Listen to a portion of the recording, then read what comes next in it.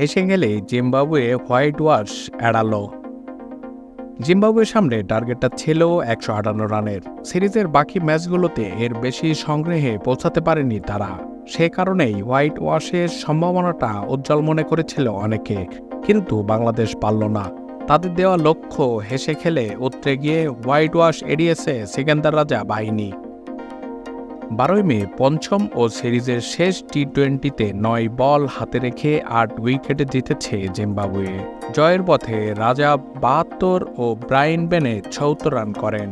Run তাড়া করতে নেমে শুরু থেকেই আক্রমণাত্মক ছিলেন ব্রায়ান বেনেট। পাওয়ার প্লেতেই একা স্কোরবোর্ডে 37 রান যোগ করেন তিনি। এরই মধ্যে অবশ্য সাকিব আল হাসানের গিফটে ওভারে বিদায় নেন আরেকটা ওপেনার মারুমানি। 7 বলে 1 রান করেন তিনি। সাকিব ওই স্পেলে 2 ওভারে দেন 2 রান। এরপর বেনেতের জুটি হয় সিকান্দার রাজার সঙ্গে। 36 বলে 50 পূর্ণ করেন বেনেত। ধীর গতিতে খেললেও অন্য প্রান্তে তাকে ভালো সঙ্গ দেন রাজা। দলীয় 113 রানে বেনেত আউট হন 49 বলে 70 রান করে।